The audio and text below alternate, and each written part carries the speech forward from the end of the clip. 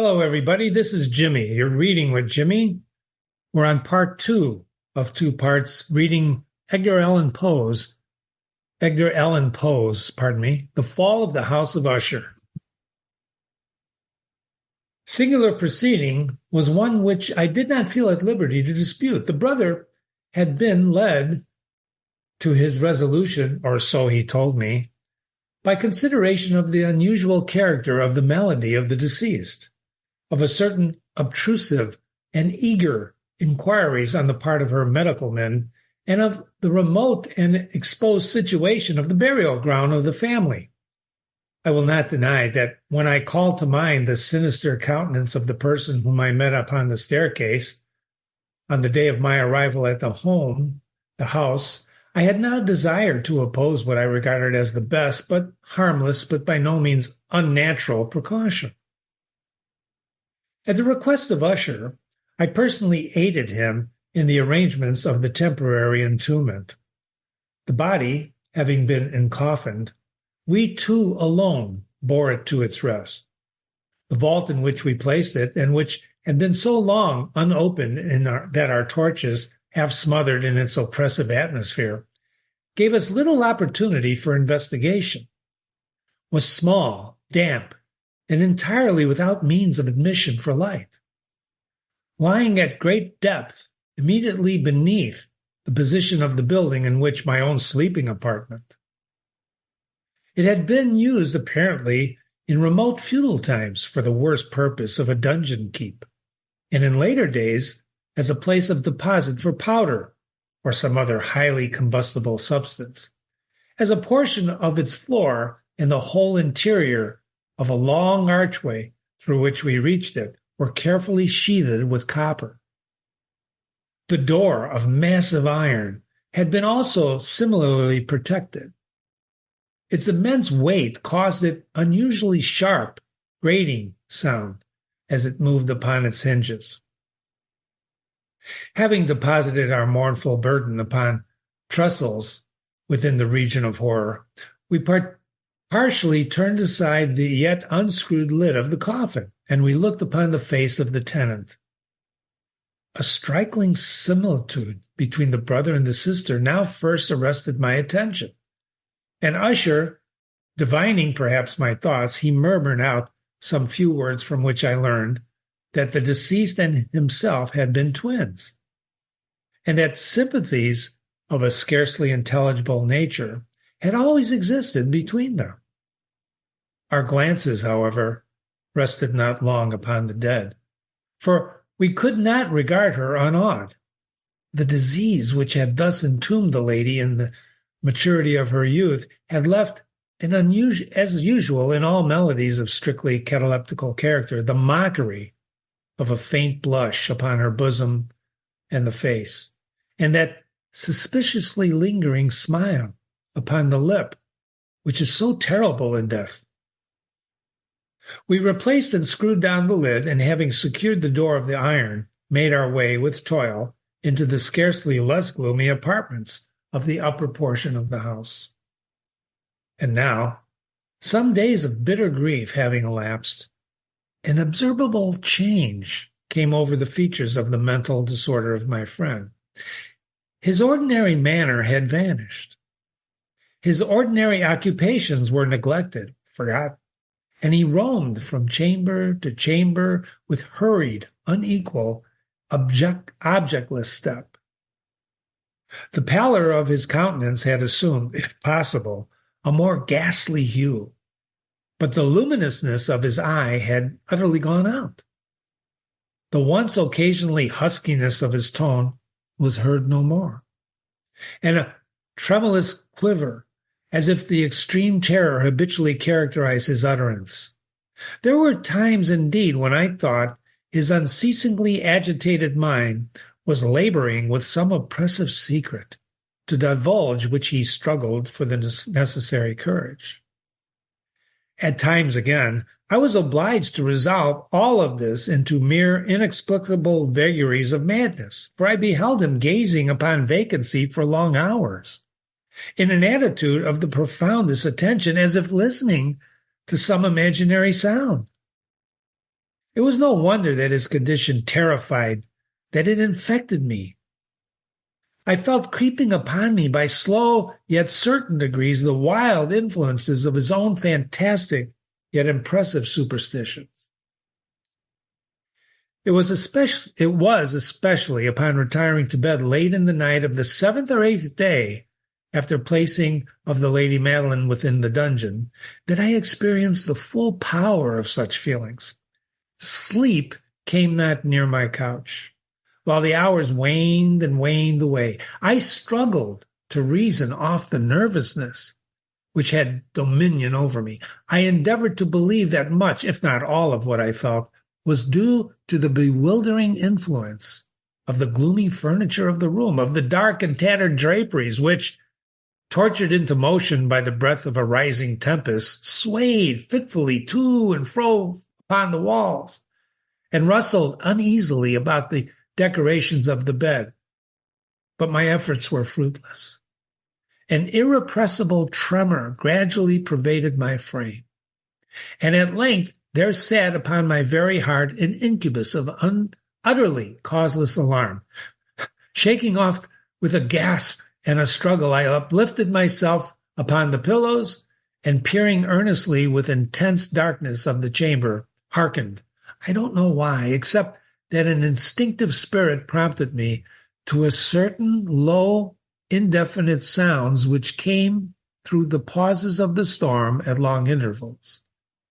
I knew not whence, overpowered by an intense sentiment of horror, unaccountable, and unendurable, I threw off my clothes with haste, for I felt that I should sleep no more during the night, and endeavored to arouse myself from the pitiable condition into which I had fallen by pacing rapidly to and fro through the apartment.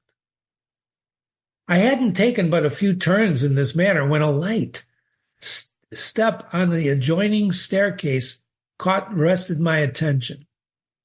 I presently recognized it as that of Usher. In an instant afterwards, he rapped with a gentle touch at my door, and entered bearing a lamp. His countenance was, as usual, cadaverously wan, but moreover, there was a species of mad hilarity in his eye, and evidently restrained hysteria in his whole demeanor. His air appalled me, but anything was preferable to the solitude which I had long endured, and I even welcomed his presence as a relief. "And you have not seen it?" he said abruptly, after having stared at him for some moments in silence. You have not then seen it? But stay, you shall." Thus speaking, and having carefully shaded his lamp, he hurried to one of the casements and threw it freely open to the storm. The impetuous fury of the entering gust nearly lifted us up from our feet. It was indeed a tempestuous yet sternly beautiful night, and one wildly singular in its terror and its beauty. A whirlwind had apparently collected its force in our vicinity, for there were frequent and yet violent alterations in the direction of the wind, and the exceeding density of the clouds which hung so low as to press upon the turrets of the house did not prevent our perceiving the lifelike velocity with which they flew careening from all points against each other without pausing into the distance. I say that even their exceeding density didn't prevent our perceiving this, and yet we had no glimpse of the moon or the stars, nor was there any flashing forth of lightning, but upon under surfaces of the huge masses of agitated vapor, as well as the terrestrial objects immediately around us, was a glowing in an unnatural light of a faintly luminous and distinctly visible gaseous exhalation which hung about and enshrouded the mansion. "You must not, you shall not behold this," said I, shuddering to Usher as I led him with gentle violence from the window to a seat. "These appearances which bewilder you, they're merely electrical phenomena, not uncommon. Or it may be that they have their ghastly origin in the rank miasma of the tarn. Let us close this casement, The air is chilling and dangerous to your frame. Here is one of your favorite romances. I will read and you will listen, and so we will pass this terrible night together." The antique volume which I had taken up was that of the Mad Tryst of Sir Launcelot Canning. But I had called it a favorite of Usher's more in sad jest than in earnest, for in truth there's little in its uncouth and unimaginative prolixity which could have had any interest for the lofty and spiritual ideality of my friend. It was, however, the only book, immediately at hand, and I indulged a vague hope that the excitement which now agitated the hypochondriac might find relief from the history of mental disorder is full of similar anomalies, even in the extremeness of the folly which I should read. Could I have judged, indeed, by the wild, overstrained air of vivacity with which he hearkened, or apparently hearkened, to the words of the tale, I might well have congratulated myself upon the success of my design. I had arrived at that well-known portion of the story where Ethelred, the hero of the tryst, having sought in vain for the peaceable admission into the dwelling of the hermit, proceeds to make good an entrance by force. Here, it will be remembered, are the words of the narrative ran thus. And Ethelred, who was by nature a doughty heart, and who was now mighty withal, on account of the powerfulness of the wine which he had drunken, waited no longer to hold parley with the hermit, who, in sooth, was of an obstinate and maliceful turn. But feeling the rain upon his shoulders and fearing the rising of the tempest, uplifted his mace outright and with blows made quickly room in the plankings of the door for his gauntlet in hand, and now pulling therewith sturdily, he so cracked and ripped and tore asunder that the noise of the dry and hollow-sounding wood alarmed and reverberated throughout the forest. At the termination of this sentence, I started.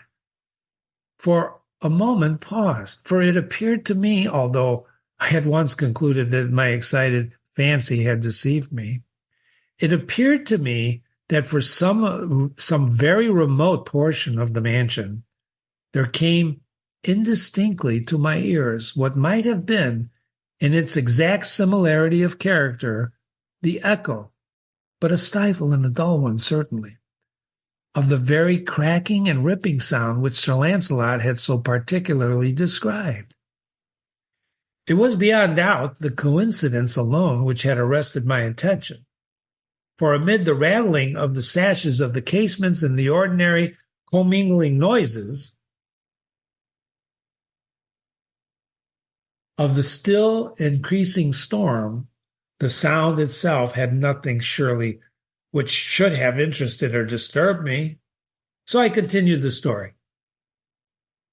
But the good champion Ethelred, now entering within the door, was sore enraged, amazed to perceive no signal of the maliceful hermit, but in the stead thereof a dragon of a scaly and prodigious demeanour, and of a fiery tongue, which sate in guard before a palace of gold, with a floor of silver, and upon the wall there hung a shield of shining brass, with this legend enwritten: Who entereth herein a conqueror hath been, who slayeth the dragon, the shield he shall win.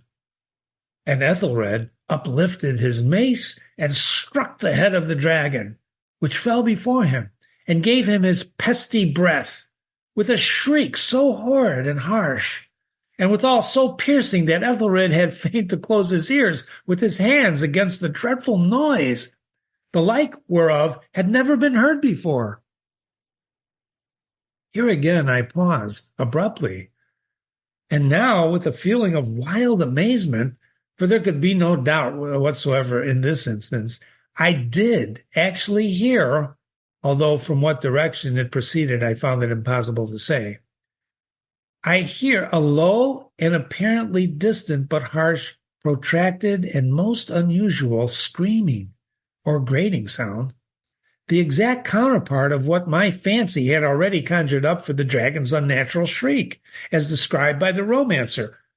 Oppressed as I certainly was, and upon the occurrence of this second most extraordinary coincidence, by 1,000 conflicting sensations in which wonder and extreme terror were prominent, I still retained sufficient presence of mind to avoid exciting by any observation the sensitive nervousness of my companion. I was by no means certain that he had even noticed the sounds in question, although, assuredly, a strange alteration had during the last few minutes taken place in his demeanor. From a position fronting my own, he had gradually brought his chair so as to sit with his face to the door of the chamber, and thus I could only partially perceive his features, although I saw that his lips trembled as if he were murmuring inaudibly. His head had dropped upon his breast, and I knew that he was not asleep from the wide and rigid opening of his eye as I caught glance of it in profile. The motion of his body, too, was at variance with this idea, because he rocked back and forth from side to side, a gentle yet constant and uniform sway. Having repeatedly taken notice of all this, I resumed the narrative of Sir Launcelot, which proceeded thus.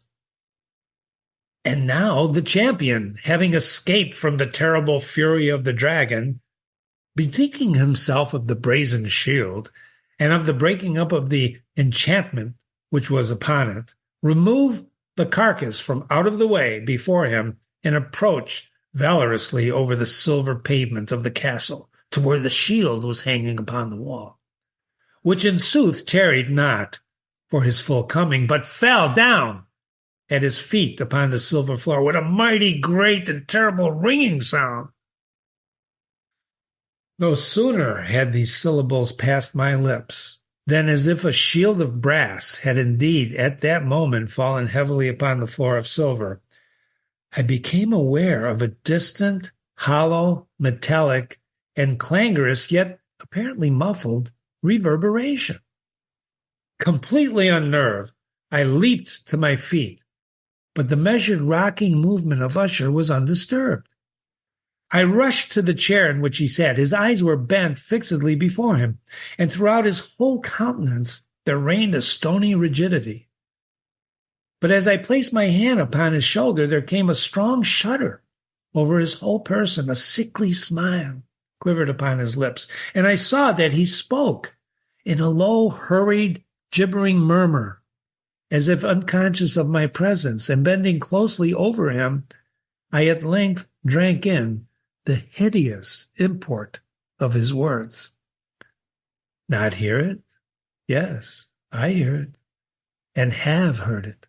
Long, long, long, many minutes, many hours, many days have I heard it. Yet I dared not. Oh, pity me. Miserable wretch that I am, I dared not speak. We have put her living in the tomb. Said I not that my senses were acute? I now tell you that I have heard her first feeble movements in the hollow coffin. I heard them many, many days ago. Yet I dared not speak. And now, tonight, Ethelred, the breaking of the hermit's door, the death cry of the dragon, the clangor of the shield, say rather, the rending of her coffin, and the grating of the iron hinges of her prison, and her struggles within the corpse, the coppered archway of the vault. Oh, whither shall I fly? Will she not be here soon, anon? Is she not hurrying to upbraid me for my haste? Have I not heard her footsteps on the stair? Do I not distinguish that heavy and horrible beating of her heart? Madman! Here he sprang furiously to his feet and shrieked, syllables as if in an effort he were giving up his soul. Madman, I tell you that she stands outside that door. as if in a superhuman energy of his utterance there had been found the potency of a spell. The huge antique panels to which the speaker pointed threw slowly back upon that instant, and their ponderous and ebony jaws. It was the work of a rushing gust. But then, without those doors, there did stand the lofty and enshrouded figure of the Lady Madeline of Usher. There was blood upon her white robes, and the evidence of some bitter struggle upon every portion of her emaciated frame. For a moment she remained trembling and reeling to and fro upon the threshold, and then, with a low moaning cry, fell heavily inward upon the person of her brother, and in her violent and now final death agonies bore him to the floor a corpse and a victim to the terrors that he had anticipated. From that chamber and from that mansion I fled aghast. The storm was still abroad in all its wrath as I found myself crossing the old causeway. Suddenly there was a shot along with the path of wild light, and I turned to see whence a gleam so unusually could have issued. For the vast house and its shadows were alone behind me. The radiance that was full setting a blood-red moon, which now shone vividly through the once barely discernible fissure of which I have spoken, as extending from the roof of the building in a zigzag faction to the base.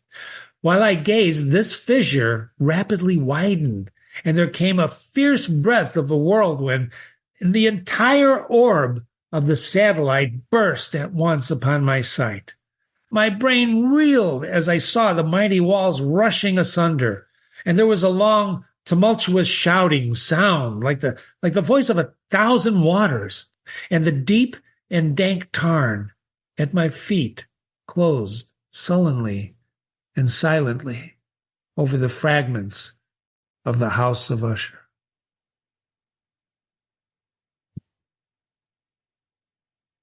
You've been reading with Jimmy. This was the final part 2 reading of the Fall of the House of Usher by Edgar Allan Poe. Please learn more by watching our video analysis of this story and also a final interpretation of the story afterwards. Thank you for spending time with Jimmy. We love reading this story. Email me your Jimmy@readingwithjimmy.com, Jimmy@readingwithjimmy.com. Sorry for stumbling on some words. I do get excited when I read. Thanks for listening.